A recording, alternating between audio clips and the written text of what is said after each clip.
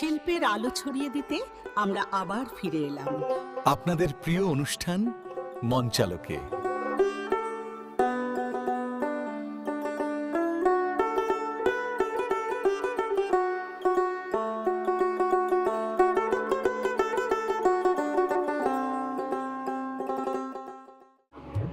শুধু দর্শক মণ্ডলী, মঞ্চালোকের পক্ষ থেকে শুভেচ্ছা অভিনন্দন। আমরা কথা বলবো থিয়েটারের এই কাল সেকাল নিয়ে। আমরা বিশ্বাস করি থিয়েটারের বিবর্তনের গল্প আপনাদের কাছে তুলে ধরা এবং একই সাথে থিয়েটার কর্মীদের ভাবনা, সৃজনশীলতা, ওদের পরিকল্পনাগুলো আপনাদের সাথে মুক্ত আলোচনা করা। প্রিয় দর্শক, আমরা বিশ্বাস করি থিয়েটার কেবলই বিনোদন নয়, থিয়েটার হচ্ছে সমাজ সংস্কৃতির প্রতিচ্ছবি। ইতিবাচক পরিবর্তনের মধ্য দিয়ে নতুন প্রজন্মের কাছে থিয়েটারের উদ্দেশ্যে তুলে ধরা আমাদের একমাত্র দায়িত্ব ও কর্তব্য বলে আমরা মনে করি। তারই ধারাবাহিকতায় আজকে আমাদের মাঝে উপস্থিত আছেন আমাদের প্রিয়জন, আমি তাকে নাট্যজনও বলবো, নাট্যকার, অভিনেতা রফিউল কাদের রুবেল। রুবেল ভাই, মঞ্চালোকে আপনাকে স্বাগত। ধন্যবাদ আপনাদেরকে আমাকে ডাকার জন্য। আমরাও আপনাকে পেয়ে অসম্ভব আনন্দিত এবং কৃতজ্ঞতা জানাচ্ছি। আমরা যদি আপনাকে জানতে চাই যে থিয়েটারের প্রথম ভালোবাসাটা আপনার কিভাবে তৈরি হয়েছিল? প্রথম ভালোবাসা বলতে আমি যখন এইচএসসি পরীক্ষায় পাশ করি তখন বন্ধুদের সাথে জয়নগরে এমনি আড্ডা দিতে গেছিলাম। তখন ওখানে সূর্যমুখী আসরের নাটক হবে, বন্ধুরা নাটক করছে, তো ওরা ঠেলে ঢুকিয়ে দিল, একটা ক্যারেক্টার করলাম, ওদের ভালো লাগলো। ওরা বললো যে না, তুই কিন্তু এরপর থেকে প্রোটাগনিস্ট কাজগুলো তোর করতে হবে। ওখানে বেশ কয়েকজন নাটকের লোকজন ছিল, তারাও বেশ উৎসাহ দিল। তো ওদের সাথে পরের কাজটাও যখন করতাম, দিবসভিত্তিক কাজগুলো, বিজয় দিবস, স্বাধীনতা দিবস, এগুলো করতে গিয়েই আমার কাছে মানে একটা ঘোর লাগা শুরু হলো। পরে ওখান থেকে আমি তৌফিকুল ইসলাম তাহির বলে একজন ছিল আমাদের সাথে নাট্যকলায়, তৌফিক, ওর হাত ধরে আমি শিল্পকলায় আসি আর কি নাটক করার জন্য। সেটা কত সাল? এটা হচ্ছে যে 1997, 97 সালে। আচ্ছা, আমি প্রথমে জয়েন করেছিলাম আসলে ধারে।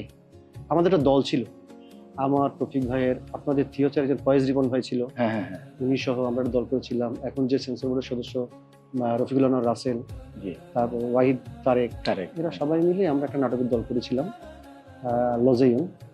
ওটা নিয়ে আমরা প্রথমে জাফল ছাত্রের দেয়াল নাটকটা করি, এরপর আরো কিছু কাজ আমরা করি। হয় না, একদম তরুণ কিছু ছেলে পেলে একসাথে কাজ করতে শুরু করলে চিন্তা ভাবনার অনক্য, বিভিন্ন ভাবনা চিন্তার অনক্য থেকে আমাদের যে একটা দূরত্ব তৈরি হয়, স্থবির হয়ে যাচ্ছিলাম। তখন আমি ধারে কাজ করতে গিয়েছিলাম শব্দ নাট্যচর্চা কেন্দ্রের রবীন্দ্রনাথের সেই বিখ্যাত নাটক রক্তকরবীতে। ওদের দুইটা ক্যারেক্টার নাকি শর্ট ছিল, ওখানে কাজ করতে গেলাম। ওখান থেকে কাজ করে চলে আসার পরে আমার মধ্যে আসলে তখন নাটকের প্রতি প্রেম, থিয়েটারের প্রতি প্রেমটা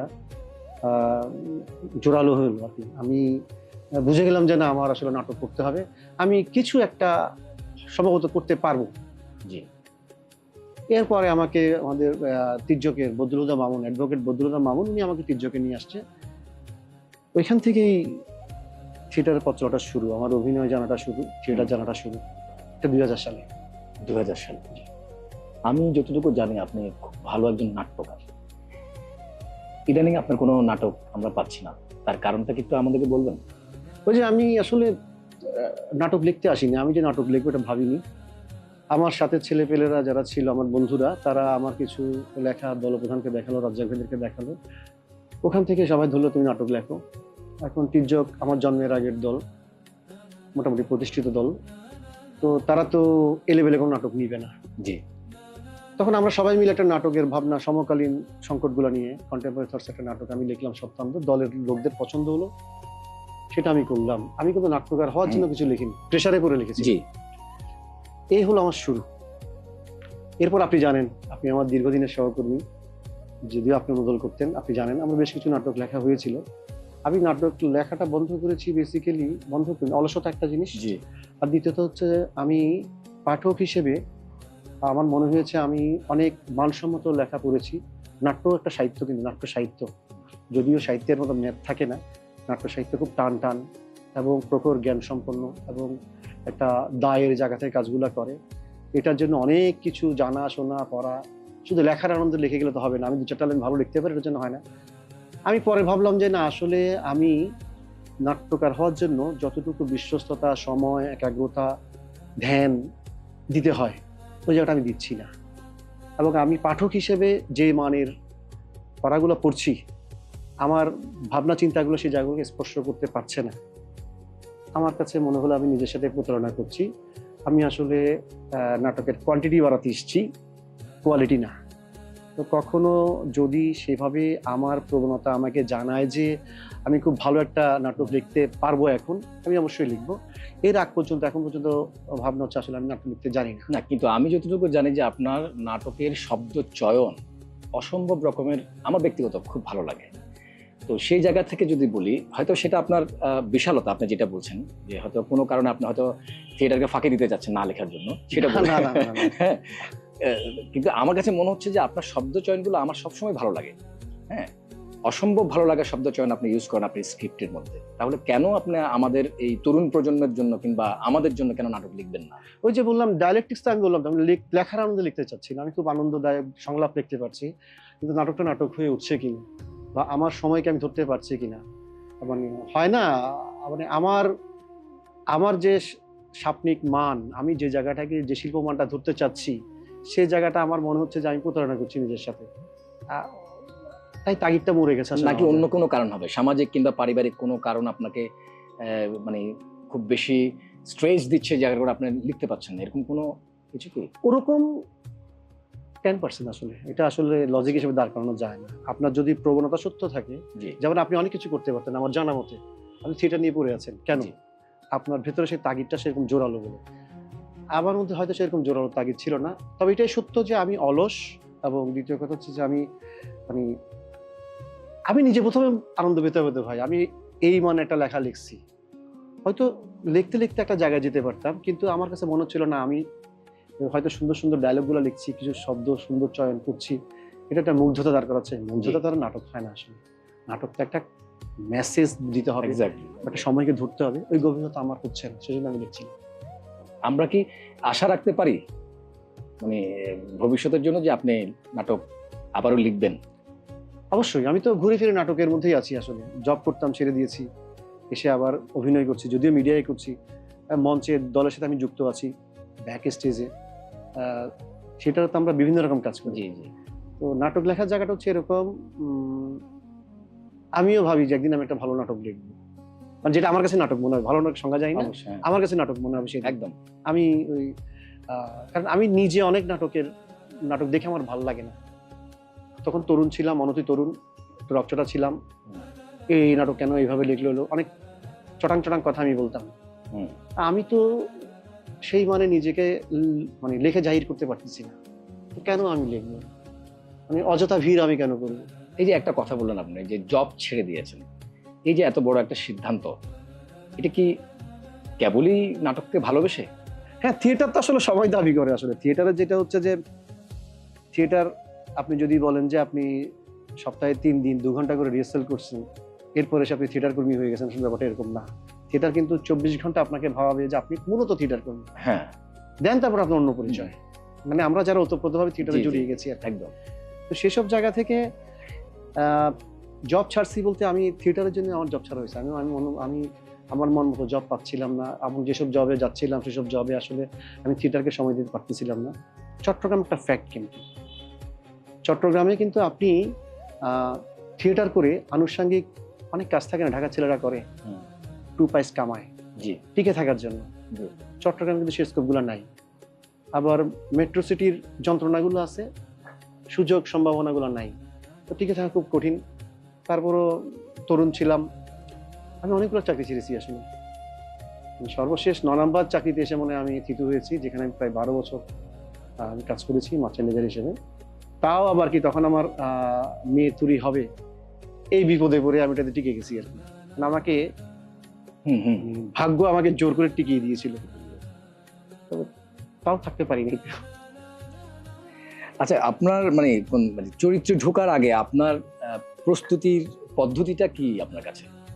আপনি যে চরিত্রগুলো আপনি করেন সেগুলোতে প্রস্তুতিটা আপনি কি থাকে চরিত্রে ঢোকার জন্য? খুব ম্যাথমেটিক্যাল ভাবে বলতে গেলে যেটা হয় যে আমরা তো আগে লিখতাম যে এই যে একটা চরিত্র পেলে ওই চরিত্রটা তার বাহ্যিক চরিত্র কিরকম, মানসিক চরিত্র কিরকম, সেটা আমরা নিজেরা লিখতাম। এটা আমাদের দলের প্র্যাকটিস ছিল। এরপর যেটা হয় না আপনার ওই যে আঙ্গিক বাচিক আহার্য, তো এটা তো ডিরেক্টরের ব্যাপার। সাত্ত্বিক যেটা চরিত্রটাকে নিজের ভেতর ধারণ করা, তা আমরা যেটা ডিজাইন করতাম যে এই চরিত্রটা এভাবে কথা বলে, তার এই মুদ্রা দোষ আছে, সে এতটুকু বিচলিত হয়, এতটুকু তার চারিত্রে কাঠিন্য আছে, এতটুকু তো সে ভেঙে পড়ে, এরকম একটা গ্রাফ দাঁড় করানোর পরে এরপর আমরা ক্যারেক্টার ইন করতাম। তবে আমার নিজস্ব একটা মেথড ছিল যেটা আমি করতাম। জি, আমি করতাম এরকম। এই কথাটা এই জন্য বললাম যে আপনার আপনার অভিনয়ের মধ্যে একটা প্রাণবন্ততা আছে, যেটা মানে আমার কিংবা যারা আমাদের এই দর্শক যারা আজকের এই অনুষ্ঠানটা দেখছে তাদের জন্য বলছি, চরিত্রটাকে আপনি কিভাবে ধারণ করেন, এত এত স্বতঃস্ফূর্ত ভাবে কিভাবে ফুটিয়ে তোলেন আপনার চরিত্রটাকে? মানে ছেলেদের মতো কথা ছেলে মানে কি বলবো, বাচ্চাদের মতো কথা হয়ে যাচ্ছে কিনা জানি না। আমি একটা মনে মনে কাজ করি। জি, আমার যে ক্যারেক্টারটাকে আমি দাঁড় করাই, আমি আমার জুনিয়রদেরকে বলি ওই ক্যারেক্টারটা তুই বানিয়ে মনে মনে একটা আলখাল্লার মতো করে বানিয়ে এটা পড়ে থাকবি। আমি রাজা, আমি প্রজা, হ্যাঁ, এই কণ্ঠস্বর, এই চাহনি, আমি ওই আলখাল্লাটা খুলে রেখে দিতাম। যখনই আমি মঞ্চে ঢুকবো তার আধা ঘন্টা আগে আমি এটা পড়ে ফেলবো, আমি মনে মনে সবকিছু। আচ্ছা, আমি এখন চরিত্রটা, কারণ এর আগে পরে হলে হয় কি চরিত্র টিকে থাকাটা কষ্ট থাকে। নিজেকে যদি নিজে বিশ্বাস করতে পারি যে আমি এখন এই চরিত্রের ভিতরে ঢুকেছি বা আমি চরিত্রটা, আমি রুবেল না, জি, তখন কিন্তু অনেক কিছু সহজ হয়ে আসে। তখন দেখবেন যে আপনি যেটা বলছেন আপনার মতো আপনি বলছেন না, এটা আপনার ভেতর থেকে কেউ একজন অন্যভাবে বলিয়ে নিচ্ছে, ওই চরিত্রটাই বলছে, ওই চরিত্রটাই বলছে, মানে ওটাতে ঢুকতে হবে। তা আমি একটা মাইন্ড গেম খেলতাম। আমি ঢুকার আগে, জি, এটা আমি এখন মিডিয়াতেও কাজগুলো, আমি ক্যামেরা ঢুকার আগে একটা কাজটা করি যে আমি একটু ফিরে আমি মনে করি যে আমি আলখাটা পড়ছি, ও দেন আমি ক্যারেক্টারটা। এটা সবার জন্য হয় কিনা জানি না, আমি খুব দুর্বল অভিনেতা, তো এই চৌর্য বৃত্তিটা আমি করতাম। কোন চরিত্রটা আপনার কাছে সবচেয়ে বেশি মানে তৃপ্তি নিয়ে আপনি করেন, কোন চরিত্রগুলো? আমার আসলে একটু ঝোঁক আছে, মানে একটু এলিগোরিক্যাল ক্যারেক্টার যেগুলো মেলো হতে হয় না, আবার খুব বেশি রিয়েলিস্টিক ক্যারেক্টার যেগুলো কথার মধ্যে কিন্তু আপনার একটা অন্য দোতনা তৈরি করে। একটু আমার চারপাশটা আসলে স্বাভাবিক না, আমি যে পৃথিবী দেখতে চাই সেই পৃথিবী এটা না, আমি যে সংসার যাপনটা করি, যে জীবন যাপনটা করি, যে কৃত্রিম পরিবেশে থাকি, আমার সবকিছু আসলে একটাও বিশ্বস্ত না, অলৌকিক। তা আমার কাছে একটা সুস্থ স্বাভাবিক রিয়েলিস্টিক ক্যারেক্টার আমার কাছে কেমন যেন অবিশ্বস্ত মনে হয়। আমার কাছে মনে হয় যে আমি একটু এলিগোরিক্যাল ক্যারেক্টার বলবো না, এটা কি বলবো, আমি একটু আপনার এলোমেলো ক্যারেক্টারগুলোকে বেশি পছন্দ করি। আমার কাছে মনে হয় সময়টা তো এলোমেলো। এটা আমার কেন জানি না ভাই, এটা জানি না বড় কথা হয়ে যাচ্ছে কিনা। না, এটা মোটেও বড় কথা হচ্ছে না। আমরা জানি যে আপনি এখন মিডিয়াতে দাপিয়ে বেড়াচ্ছেন, অভিনয় করে দাপিয়ে বেড়াচ্ছেন, এটা একদম চিরন্তন সত্য। এই যে দাপিয়ে বেড়ানোর যেই জার্নিটা আপনি করেছেন, যে সময়টা, এই সময়টাতে আপনার কি কি সমস্যা আপনি মুখোমুখি হয়েছেন? সমস্যার কথা বলতে গেলে যেটা হচ্ছে যে আমাকে অনেক বাস্তবতা ফিলে চলে, শুধু একজন মানুষ, বাচ্চা কাচ্চার ভরণ পোষণ, সাংসারিক দায়িত্ব সবকিছু মানে উপেক্ষা করে ঢাকায় যে নিজেকে এই ভিজুয়াল অ্যাক্টিং এ দাঁড় করানো, এটা মানে এটা যে একটা বিশাল ব্যাপার না, এটার জন্য কি জার্নি হয়েছে আমি জানি। যেটা আমার চারপাশটা ভেঙে যাচ্ছিল, অনেক অর্থ কষ্ট ছিল, আমার অনেক ভবিষ্যৎ নিয়ে শঙ্কা ছিল, মানে আমার ভিতর কি ঢুকেছিল আমি জানি না। আমি তখন এই মাঝ বয়সে আমার একটা সাজানো গোছানো চাকরি করতাম, আমি জি, মোটামুটি সলভেন্ট ছিলাম। সেসব ছেড়ে যখন আমি ওখানে যাচ্ছি, আমার কি বলবো, মানে অগ্রস্ত যাত্রা, আমি কোথায় যাচ্ছি আমি জানি না, এটা ফিউচার কি আমি জানি না, ঠিক আছে। আবার আমাকে নাটকটা করতেই হবে, এই যে দোনমনো হওয়া, আবার লক্ষ্যে স্থির থাকা, যেটা আমাকে পারতে হবে, করতে হবে, এটার সাথে বাস্তবতার যে সংঘাত। তো স্বাভাবিক, আপনি যখন ঘর ছেড়ে চলে যাবেন হঠাৎ করে, মাঝ বসে একটা লোক পাগল হয়ে গেল নাকি, সাংসারিক বিভিন্ন আপনজনের উপেক্ষা, অর্থকেন্দ্রিক কষ্টগুলো সবকিছু মিলিয়ে আমি খুব একটা দুরবস্থা পার করেছি। এটা আপনি আসলে জানেন, আমি জানি আপনি অনুষ্ঠানের স্বার্থে আমাকে জিজ্ঞেস করছেন। তো এই যে এত বড় একটা চ্যালেঞ্জ, এত বড় একটা সিদ্ধান্ত যে আপনি নিয়েছেন, আচ্ছা, এই সাহসটা আপনি কোথায় পেয়েছেন? করোনার পরে, আমি করোনার আগে একবার আমার হার্ট অ্যাটাক হয়েছিল, তখন আমি মাতৃ মেজর ছিলাম। জি, হার্ট অ্যাটাক হওয়ার পরে আমি আবার চাকরিতে জয়েন করছি, করার পরে কিছুদিন পর আমি আবার অ্যাক্সিডেন্ট করছি। তার কিছুদিন পরে আমি করোনায় পড়ছি, পাশে আম্মা মারা গেলেন, হুম, আমি বেঁচে গেলাম। এর মধ্যে চিটং এর কিছু ছেলে পেলে বললো, ভাইয়া আপনার সাথে তো নাসির ভাই অভিনয় করতেন, ইমতিয়াজ বর্ষণ অভিনয় করতেন, আপনি কেন মিডিয়াতে কাজ করছেন না? তখন আমি ওদেরকে বললাম আমি তো পারবো না, চাকরি আছে। আমি শুক্রবার কাজগুলো করতাম। তা আমার নাম ছিল শুক্রবার যে আর্টিস্ট। মানে কেউ শর্ট ফিল্ম করবে, শুক্রবার রুবেল ভাইকে রাখবে। হুম, এই করতে করতে যখন বেসিক্যালি নাসির ভাইয়ের একটা মানে প্ররোচনায় এবং ওনার একটা পরিকল্পনায় আসলে আমি এক পর্যায়ে ঢাকা আসতে বাধ্য হয়েছি, নিজেকে প্রুফ করার জন্য আর কি, যে আমি মিডিয়া ক্যামেরা টিম কিন্তু ভিন্ন, জি, ক্যামেরা টিম টোটালি ভিন্ন মঞ্চে একটা। একদম।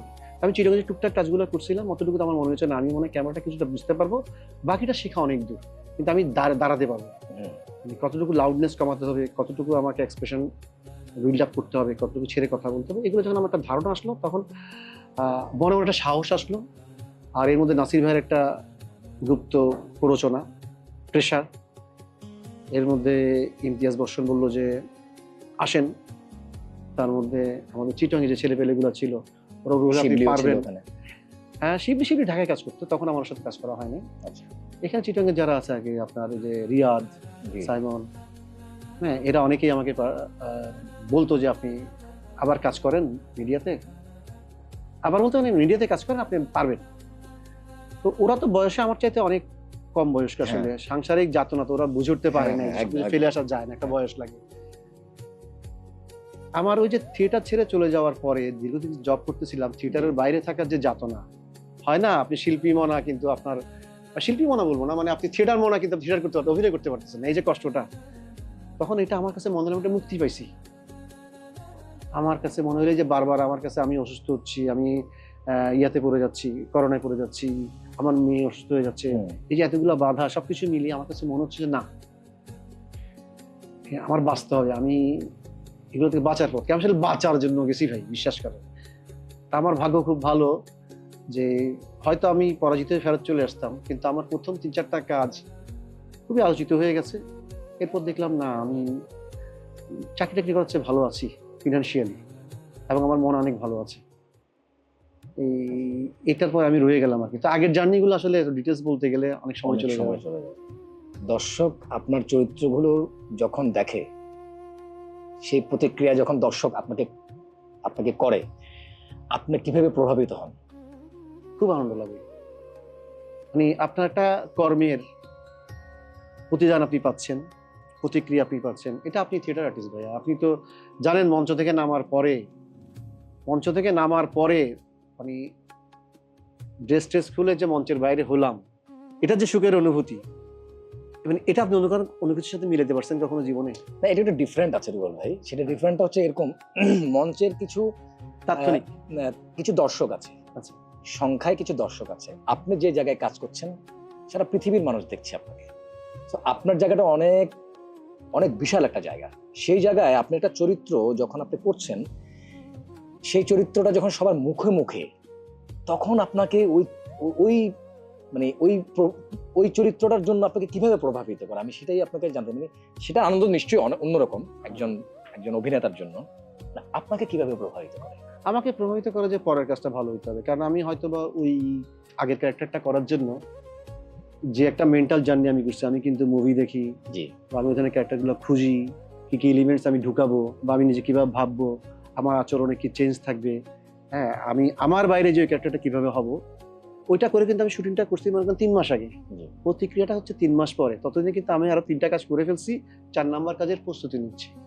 তো যখনই কোনো ভালোবাসা পাই, তখন আমার এটা পরবর্তী কাজের জন্য আরো অনুপ্রেরণাদায়ক হয়ে যায়। আমি আরো কিছু ভালোভাবে কিভাবে চরিত্রটাকে প্রেজেন্ট করবো, সেটা আমাকে সাহস যোগায় আর কি। স্বাভাবিক। খুব সুন্দর বলেছেন আপনি। কিন্তু মিডিয়াতে মঞ্চে থেকে যেসব অভিনেত্রীরা মিডিয়াতে কাজ করে, তাদেরকে কিন্তু আবার খুব বেশি আবার মঞ্চে আমরা খুব একটা দেখি না। সেটা কি তার ব্যস্ততার কারণে? এখন থিয়েটার তো আসলে সময় চায় এখন, আর আপনি যখন মিডিয়াতে কাজ করবেন, বাস্তবতা এমন, ওটা তখন আপনি টাকা নিয়ে ফেলছেন। কেন কথাটা এই জন্য বললাম, আমি আপনার লজ্জার নাটকটার ক্যারেক্টারটা এখনো চোখ থেকে সরাতে পারি না। মানে যারা আপনার এই এই পথনাটকটা যারা দেখেছে জি। তারা বলতে পারবে আপনি ওখানে কি করেছেন। এত একজন ভালো অভিনেতা, মঞ্চ এবং দুই দুই জায়গারই আপনি খুবই ভালো অভিনেতা, কিন্তু আপনার ওই ব্যস্ততার ফলে আপনাকে কিন্তু এখন আমরা মঞ্চে দেখছি না। সেটা কি আপনার ব্যস্ততার কারণে? হ্যাঁ, ব্যস্ততার কারণে আমাকে প্রথমত শহর পরিবর্তন করতে হয়েছে, চট্টগ্রাম থেকে ঢাকায় থাকতে হচ্ছে। আর আমাকে তো ভালো কাজ সবসময় আসে না। আমি কিন্তু ওই যেটা হয় আর কি, অহরহ কাজ, যেন তেন কাজ, এসব জায়গায় জড়াতে খুব একটা চাই না, যত কষ্টে থাকি। তো ওখানে কাজ তো আসে খুব কম, কদাচ।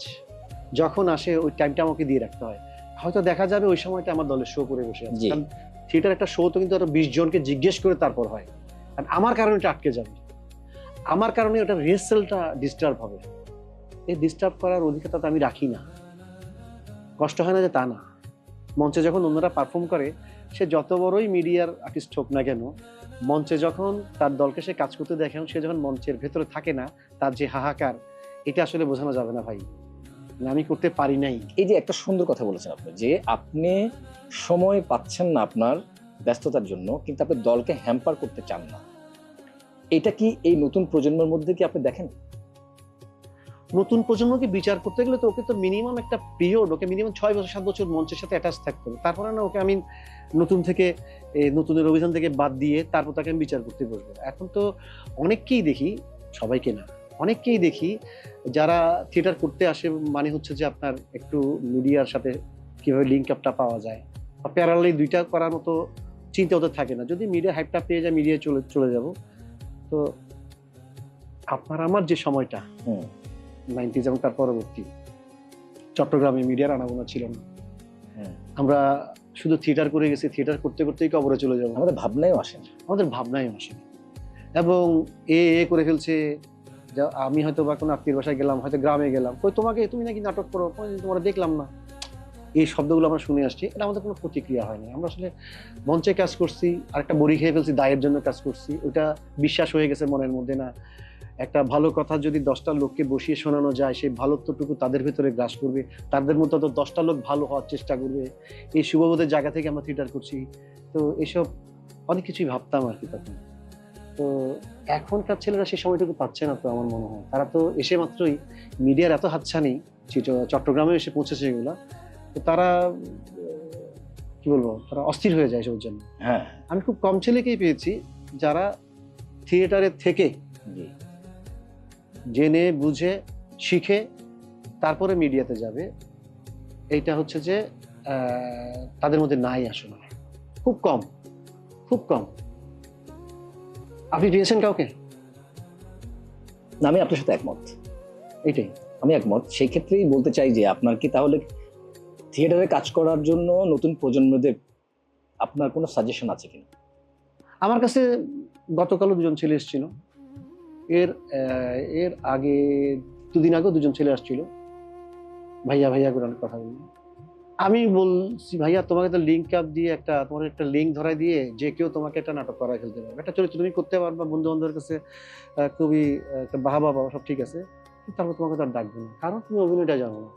মনে করো তুমি নাচতে গেছো, তুমি নাচটা শিখো নাই বাবা, তুমি কেমনে নাচবো এখানের মধ্যে? শুধু ওকে দেখে দেখে এমন এমন করলে হবে? ওর যে এই মুদ্রা কৌশলগুলো, এগুলো শিখতে তোর অনেক দিনের সাধনা গেছে। তো থিয়েটার একটা সাধনা, অভিনয়টা শেখাটা একটা সাধনা। তো সেই সাধনাটুকু করে না গেলে তো বাবা হবে না। তোমাকে সাধনা আপনি করতে হবে। যখন লাস্ট ইয়েটা করেন, অ্যালান শপিং 2টাতে যখন আপনি কাজ করেন, আপনাকে মনে করেছেন মনে করেছেন ওই যে ক্যারেক্টারটা, বদি বদির ক্যারেক্টারটা অসাধারণ একটা ক্যারেক্টার, মানে যেটা কি বলবো, ছুঁয়ে যায়, মনটা ছুঁয়ে যায় আপনার। সেই যখন চিৎকার করে যখন বলে বদি করে, যখন চিৎকার করে বলেন, যখন আমার কাছে অসাধারণ লেগেছে। আর ওই সিনেমাটা যখন আপনি কাজ করতে গেছেন, অন্যান্য পারফর্মাররা তো ওখানে আছে সবাই, আপনার ক্যারেক্টারটা কি আপনি নিজেই ধারণ করেছেন, নাকি সেটা ডিরেক্টর আপনাকে বলেছে যে এটা এভাবে হবে, এটা এভাবে হবে, নাকি টোটালি কনসেন্ট্রেট করে আপনি চরিত্রকে দাঁড় করিয়েছেন, বদিটাকে দাঁড় করিয়েছেন? আচ্ছা, এই প্রসঙ্গে বলি, এর আগে আমি আরেকটা ওয়েব সিরিজ করেছিলাম গুটি, যেখানে আমি কার্টেল লিডার ছিলাম। আমি খুব মানে শান্ত, খুব শান্ত একটা ম্যানেজার চরিত্রে আমি অভিনয় করেছিলাম, যেটা অনেকের মনে হ্যাঁ, দেখেছি ওটা। ওটা থেকেই আসলে ওটা কর্পোরেট নাটক। কর্পোরেট নাটক, না, কর্পোরেট নাটকটার কথা না, বলছেন? কর্পোরেট নাটক না, ওইটা চরকির একটা ইয়া ও আচ্ছা আচ্ছা আচ্ছা, sorry, গুটি। হুম, ওয়েব সিরিজটা খুব সিরিয়াস। বাঁধন ছিল, নাসির ভাই ছিল। তো ওইটাতে যখন আমি টাইটেল লিডার ছিলাম, ম্যানেজার চরিত্রটা করছি, খুব ঠান্ডা মাথায় করছিলাম। আসলে শান্ত একজন মানুষ, কিন্তু প্রচন্ড ফেরাসাস। এরপরে আমাকে যখন এই ক্যারেক্টার জন্য ডাকা হলো, হুম। ডিরেক্টর শিহাব শাহিন কিন্তু আমার সাথে একবার কথা বলতে চেয়েছেন। আমি আগ্রাবাদ হোটেলে গিয়েছি। এরপরে উনি, তখন আমার গুটি রিলিজ হয়নি। এরপর কাজটা শুরু হতে হতে গুটিটা রিলিজ হলো, উনি আমাকে দেখলো, দেখা করবো, তোমার আমি কিছু বলবো না, এই ক্যারেক্টার নিয়ে তুমি একটু ভাবো, তুমি আমাকে ভেবে বলো তুমি কি ভাবছো, একটা ক্যারেক্টার ডিজাইন কি হবে। আমি আসলেই ভাবছি। ভাবার পর ওনাকে শুটের দিন সকালবেলা উনি আমাকে ডাকলো, রুবেল বলো তুমি কি ভাবছো। বললাম ভাই, একটা লোক সারা জীবন মারামারি কাটাকাটি বন্যতা করে সে ভাই 400 কোটি টাকা কামাইছে, তারা 400 কোটি টাকা মেরে চলে গেছে ভাই, ওর কোনো ডিজাইন নেই, এটা পুরো পাগল। ও এখন আপনারে মারবে, আমারে মারবে, কারে কি বলতেছে জানা না, পাগলের কোনো ডিজাইন নেই। তা আমি ওই ডায়লগুলো যেরকম সেরকম শাস্তি করার চেষ্টা করি। এ কি বলতেছে আসলে সে জানে না। আসলে সে দেখবেন, সে যখন এই অ্যালেন স্বপনের বউয়ের সাথে কথা বলে, আমাদের সিমলার সাথে যখন সে কথা বলে, সে কিন্তু ভালো থাকার চেষ্টা করছে, অস্থিরতা। এবং ও যখন ওর হুন্ডার পিছনে করে যাচ্ছে, আমি শিওর যেটা অ্যালেন স্বপন, কিন্তু সে ধরা দিচ্ছে না আমাকে। ও তো পাগল রে ভাই, ও একবার খেপে একবার কবে, মানে একটু অতি ওই গুটির মতো। আমি খুব শান্ত অ্যাক্টিংটা আমি এখানে করি নাই। এবং এই ডিজাইনটা যেটা আমি শিহাব শাহিন ভাইকে বলছি যে আমি একটা পাগলার কোনো ডিজাইন নেই, তো সেই জায়গা থেকে ওই ডিজাইনে আমি কাজটা করছি। পুরো পাগল, এটার কোনো এক মুহূর্ত আগে জানি না আমি কি করব। উনি কি আপনার কখনো আগে অভিনয় দেখেছিল? ওই যে বললাম, উনি প্রথমে আমাকে আসলে যেটা হচ্ছে যে আমাকে তো ওনাকে তো কেউ সাজেস্ট করছিল ওনাকে নেন। আর উনি আমার কাজ গুটি দেখেছেন আসলে আমাদের শুটিং শুরু হওয়ার প্রায় 20-25 দিন আগে উনি দেখেছেন। আচ্ছা, দেখার পরে ওনার কাছে হয়তো ভালো লাগছে, উনি খুব শান্ত ভঙ্গিতে আমাকে বললো যে তোমার আর অডিশন দিতে হবে না, তুমি এটা করবা, একটু ভাবিও ব্যাপারগুলো। আমি ওই ভাবনার কথা তো বললাম যে এই পাগলের কোনো ডিজাইন নেই, বরং পাগলামি হবে যদি এখানে ডিজাইনে ফেলতে চাই। এটাই 50 বছরে আপনি থিয়েটারটাকে কিভাবে দেখতে চান?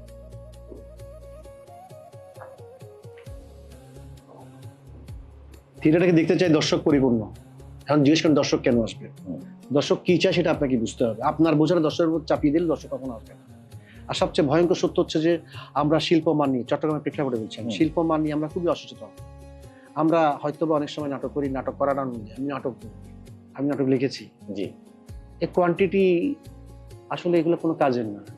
আমরা অধিকাংশ চিটংয়ের দর্শকরা আসে কিভাবে, মনে করেন আপনার রিলেটিভ আমার রিলেটিভ, হ্যাঁ, কিছু দর্শক আছে তারা ঘুরে 200 জন ঘুরে ফিরে নাটক দেখে, তাদের কথা বাদ দিলাম। বাকি দর্শকদের সামনে যে আমরা নিজেদেরকে উপস্থাপন করবো থিয়েটারের আর্টিস্টরা, দর্শকটা এসে কি দেখছে, ও আচ্ছা নাটক করছে, আচ্ছা এখানে আসতে হবে, আচ্ছা তার মনে কিন্তু দাগটা কাটতেছে না। কারণ আমি সেই শিল্পমানটা তাকে দিতে পারছি না। আমি যে গল্পটা বলছি, গল্পটা তাকে ভাবাচ্ছে কিনা, বা গল্পটা তাকে আনন্দ দিচ্ছে কিনা, মানে সমসাময়িক গল্প আমি করছি কিনা। সমসাময়িক যে সাময়িক হোক, প্রাগৈতিক কাজ হোক, আপনি গল্পের সেই মানটা ওকে যদি না, নির্মাণ মান, নাটকের লিখনির মান, একদম ঠিক আছে, আপনার অভিনয়ের মান, আপনার লাইট সেট, হ্যাঁ, প্রপস, এগুলার মান আপনি যদি একটা ব্যালেন্সড ওয়েতে না করেন, ওই দর্শকটা আসলে আপনার সাথে আনন্দে, আপনার সম্পর্কের কারণে একবার দুইবার নাটক দেখতে আসবে, এরপর তার থেকে এড়াই চলে, ভাই আসছে মানে আপনার নাটক দেখতে বলবে। ব্যাপার না, মানুষ এখন অনেক ব্যস্ত, ওর মুঠোর মধ্যে এখন ডিজিটাল যুগে বাস করছে ও ভাই, ব্রডের নাটক দেখতে পারবে এখন, মানে অংশবিশেষ দেখতে পারবে আপনার ইয়ার ভিতরে, তা আপনার কাজ কেন দেখতে আসবে সে? তো আমি 50 বছর পরে নাটককে সেই জায়গায় দেখতে চাই যে আমাদের নাটক বলছি, আমাদের নাটক, আমরা বেশিরভাগ নিরীক্ষাধর্মী নাটক করতে গিয়ে বা লিখতে গিয়ে আমরা আধুনিক নাটকের মতো একটা আমাদের বলতে কি মৌলিক নাটকগুলো বলছেন? মৌলিক বলতে আপনার আমার সমস্যা, আপনার আমার ঐতিহ্য, আপনার আমার লোকজ যে ব্যাপার স্যাপারগুলো সবকিছু মিলিয়ে, ঠিক আছে। আমার আরবান সমস্যা তো ইয়ার সাথে নাও মিলতে পারে, স্প্যানিশ আরবান একটা নাগরিকের সাথে নাও মিলতে পারে, ঠিক আছে না। কিন্তু ওই যে আমরা অনুবাদ নাটক করছি, পড়ছি, আমার তো দেশীয় একটা শিল্প আছে। হ্যাঁ, দেশীয় একটা শিল্প তো আছেই, সেটা বলছিলাম। হ্যাঁ, তো এখন দেশীয় শিল্পের কথা যদি বলেন সাইফুল ভাই, আমি আপনাকে জিজ্ঞেস করি, আপনি চট্টগ্রামের দেশীয় শিল্প নিয়ে কটা অনুসন্ধানী নাটক হয়েছে? না, খুব কম দলেই করেছে, খুব কম, হাতে গোনা 2-1 জন। আমি মুকুল ভাইদেরকে, মুকুল ভাইকে স্যালুট করি, বিউটিফুল। আবার একটা ব্যাপার কি, আপনার বিশ্ব সাহিত্যের সাথে আপনার যোগাযোগ থাকতে হবে, অসীম দাকে আমি স্যালুট করি। এই 2 জন দিলে তো হবে না আসলে। যেমন আপনি এখন যান ফ্রেমের কোনো নাটকে, আপনি টিকিট মানে পাবেন না। আমি দেখতে পাইনি, আমি পারি না, কিন্তু টিকিট পাইনি। আমি একদিন আগে এসে টিকিট পাইনি। তো এটা কেন হচ্ছে? ওনার মেধা, একাগ্রতা এবং নির্মাণটা সে শিল্প মানে যাচ্ছে, দর্শক আপ্লুত হচ্ছে, হ্যাঁ আমি এটা দেখতে যাচ্ছি, সে টাকা দিয়ে আবার দেখতে আসছে। সে জানে যে উনি খারাপ করলে কতটুকু করবে, তাই কতটুকু তৃপ্তি দিবে সে জানে। এটাই আমার তো এই আগামী 50 বছর পরে আমি চাইবো যে অহৈতুক নাটকটা বন্ধ হয়ে যাবে। আমি নাট্য চর্চা করি, এই দাম্ভিক চিন্তা থেকে বেরিয়ে এসে আমি শৈল্পিক নাটক করি।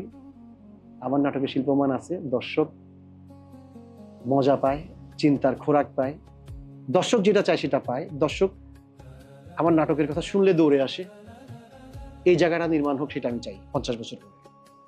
আর একটা ছোট্ট প্রশ্ন করতে পারি আপনাকে, যে আপনি তো দীর্ঘদিন ধরে থিয়েটার করছেন, আপনি তো বিষয়টা লক্ষ্য করেছেন আপনি, সেটা হচ্ছে যে কি নিজ দল থেকে বেরিয়ে আর একটা দল করা, এটাকে আপনি কিভাবে দেখেন? না, এটা আসলে এটার অনেক স্বাস্থ্যকর উদাহরণ বাংলাদেশে আছে, চট্টগ্রামেও আছে। এটা স্বাস্থ্যকর কেন? মানে একটা দলে যদি আপনার বছরে বা 2 বছরে একটা নাটক নামায়, কজন অংশগ্রহণ করার সুযোগ পায়, কজন নাটক লেখার সুযোগ পায়, কজন আপনার কি বলবো লাইটিং করার সুযোগ পায়, তার মঞ্চ বিজ্ঞান ঝালাই করার সুযোগ পায়। তো সুযোগ তৈরি হয়, দল ভেঙে গেলে সুযোগ তৈরি হয়। তবে হ্যাঁ, দল ভাঙা মানে ওইটা না আমি কিছু একটা হুনুরে এই ভাব নিয়ে বেরিয়ে যাওয়া। আমি তারাই সাকসেস হয়েছে দল ভেঙে বাংলাদেশের প্রেক্ষাপটে যাদের ভেতরে ট্যালেন্টটা ছিল। জি, আপনি হয়তো গায়ের জোরে আমি দল ভেঙে ফেললাম, দলবাজি করলাম, এটাতে নাটকের পরিবেশও নষ্ট হবে, দর্শকরাও ক্ষতিগ্রস্ত হবে, মানে সর্বাঙ্গীন ভাবে এটা নাটকের একটা গ্রহণযোগ্যতা হারাবে। এটা কি মত পার্থক্যের কারণে কি দলটা ম্যাক্সিমাম? আমি মত পার্থক্য যেটাই হোক, মানুষ ভাইয়ে ভাইয়ে দ্বন্দ্ব হয়, বাবা ছেলে দ্বন্দ্ব হয়, স্বামী স্ত্রীর দ্বন্দ্ব হয়, ভাই বোনের দ্বন্দ্ব হয়, সবকিছু হয়, কোনো সম্পর্কের মধ্যে দ্বন্দ্ব নেই। মা ছেলের মধ্যে দ্বন্দ্ব আছে, বাপ ছেলের মধ্যে দ্বন্দ্ব আছে। তো ভাবনা চিন্তার অনৈক্য থাকবে, দ্বন্দ্ব হবে, কিন্তু আপনি যদি সৃষ্টিশীল হন, প্রতিভাবানদের দ্বন্দ্ব হলে এটা ভালো বলেছেন। কিন্তু আপনি যদি প্রতিভাহীন, আপনি ঠেলে ফেলে দিবেন কাউকে নেতৃত্ববাজি করার জন্য, যেটা চর্চা ব্যাপক, সেটা হলে আসলে ওই ভাঙার কোনো দরকার নেই। ওইটা সে নিজেও মরবে, ওই দলের একটা শক্তিকে নষ্ট করে ছাড়বে, সবকিছু মিলে একটা মেসাকার তৈরি করবে। এটা ভালো না। রুল, আমরা শেষ পর্যায়ে চলে আসছি। আপনার সাথে তো আড্ডা বসলে আমরা শেষ করতে পারবো না। আমরা যখন শিল্পকলায় যখন আমরা কথা বলি, আড্ডা দিই, তখন কখন সময় চলে যায় সেটা বুঝতেই পারি না। আমরা যদি একটু ছোট করে যদি আপনার সেই প্রিয় ডায়লগটা যদি একটু আমাদেরকে একটু শোনান, আপনার সেই বদির একটি ডায়লগটা। এটা আমাদের সব টক শো মানে সব সাক্ষাৎকার এটা করতে হবে। এটা আমার খুব ভালো লাগে। আমি শুরু থেকে বলেছি যে আপনার এই সংলাপটা নেই, একটু আমাদের দর্শকের জন্য একটু। এটা হচ্ছে যে মানে টাকা না পাওয়াটাকে টাকা হারিয়ে ফেলার ঘটনাটা, সেটা হচ্ছে যে এরকম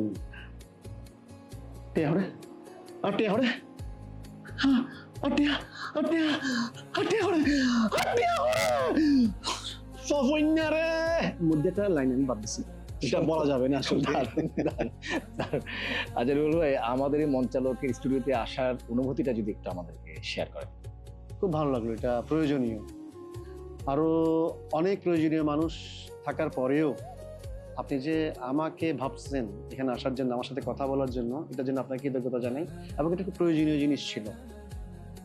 কথা হচ্ছে না তো আমাদের একে অপরকে জানা হচ্ছে না। এই বিচ্ছিন্নতা কিন্তু আমাদেরকে অনেক দূরে নিয়ে যাচ্ছে। নিজেরা বিচ্ছিন্ন হচ্ছি, দর্শককে বিচ্ছিন্ন করছি। আমি যদি আপনার চিন্তাটা শেয়ার না করি একদম, তাহলে আমার চিন্তা যদি আপনার কাছে শেয়ার না করি, আপনার চিন্তা যদি আমার কাছে না আসে, তাহলে গ্যাপিংটা থাকে। আমি অনেকে ভাবতে পারি না যেটা আপনি ভাবতে পারেন। এই যে শেয়ারিং এর জায়গাটা, এটা তো আপনাকে সমৃদ্ধ করবে। শিল্প তো সবসময় এই শেয়ারিং এর জায়গাটা নিয়ে থাকে, সম্পর্কিত সবকিছু। তো আপনাদেরকে ধন্যবাদ আমার সাথে কথা বলার জন্য। আমিও কিন্তু শিখলাম অনেক কিছু। শুধু আপনি প্রশ্ন করছেন তা না, যদি অনুষ্ঠানটা আপনি প্রশ্ন করার, কিন্তু আমিও শিখলাম মন চালকের মতো একটা প্রোগ্রামে বসে কিভাবে প্রশ্নটা করতে হয়, কি কি জানতে হয়। ভালো লাগছে, থ্যাংক ইউ। আপনাকে অসংখ্য ধন্যবাদ। আমরা আবারও আপনার কাছে কৃতজ্ঞ। প্রিয় দর্শক, আমরা এতক্ষণ আড্ডা দিচ্ছিলাম, কথা মেলাইছিলাম আমাদের শিল্পাঙ্গনের প্রিয় মুখ, আমার খুব প্রিয় মুখ, প্রিয় মানুষ, প্রিয়জন রফিউল কাদের রুবেল ভাইয়ের সঙ্গে আমরা এতক্ষণ আড্ডা দিচ্ছিলাম। অসাধারণ অভিনয় তার, এবং উনি খুব বড় মনের একজন মানুষ। আর যারা আপনারা ওনার সাথে মিশেছেন তারা অবশ্যই সেটা জানেন।